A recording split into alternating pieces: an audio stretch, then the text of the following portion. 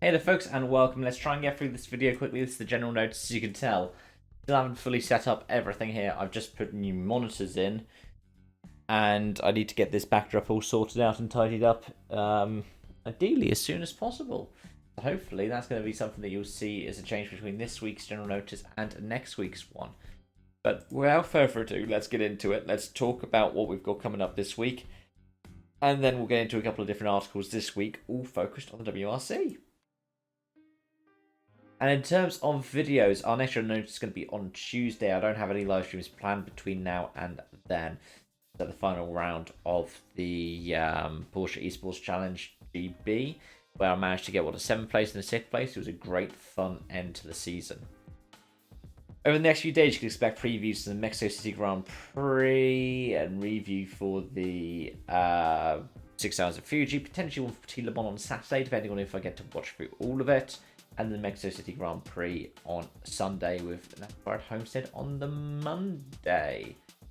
That's what I'm hoping. I could full well be too busy to do all that in that time before the next general notice on Tuesday, but I do have some backup videos planned that can go out if needed. Anyways, let's get into the articles, and like I said, this week we are focused on WRC with a couple of different stories from the world of rallying. And to start off, it's going to be continuing with the news about the Beyond Rally program. I was hoping to release this by the time of my review on Sunday, but it was announced Sunday evening that Licia Boudet and Claire Schoenborn have won a Rally Sweden drive as a kind of grand finale. It was too close to call for the judges, apparently, which meant that they couldn't decide which of the two they wanted to give the place to. In the end, they gave it sort of to both. But you do have to feel for Davide Raikkonen, though, who had a good run but missed out on this opportunity to go again. The two won also showed their own pace for different reasons. They suffered over the weekend. Schoenborn had a fuel-related issue and Boudet went off on the Saturday and damaged her suspension. But yeah, it would have been nice to see all three of them be funded or supported in some way, especially considering how FIA Rally Star was something that had generated multiple drivers funded by the FIA. It'd be cool if they did that with Beyond Rally as well, but obviously it's not to be in this case. Now, the other two articles that we're going to look at are going to be to do with changes for next season. Let's start off with one that links into probably the longest video I've done outright on this channel. And that is the points system. Apparently, it's set for a change by FIA vote for next season. The article in Autosport, I'll link all the articles down below, so for the one for Beyond Rally, I'll link Dirtfish's coverage of it.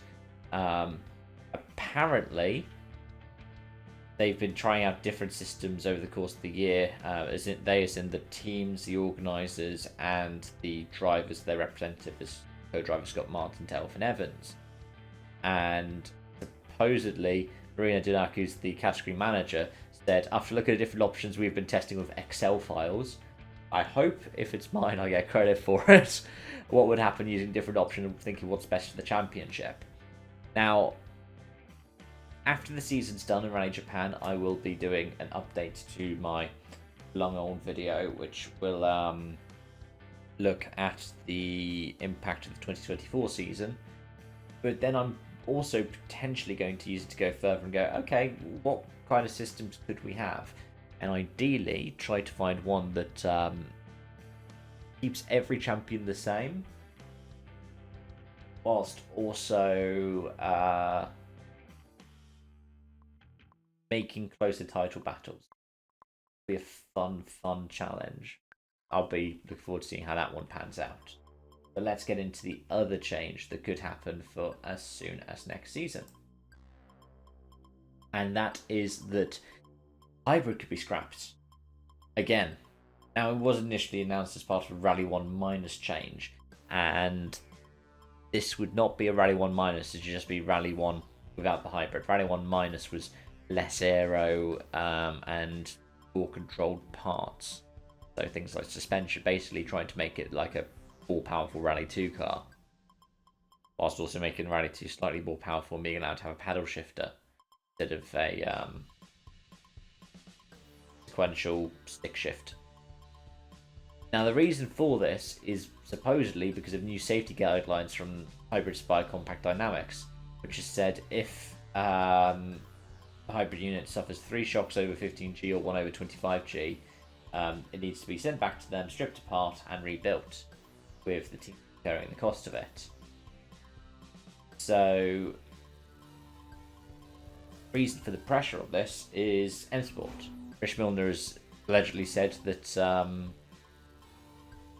it would be, these extreme costs would mean that M Sport Ford wouldn't be able to compete in its current guise next season, which is a massive deal, and that could be something that decides the future of the championship. M Sport have been there since the advent of the World Rally Car in 1997, and they were thereabouts since before then, with Malcolm Wilson's own privateer entries. So let's see what happens in this one.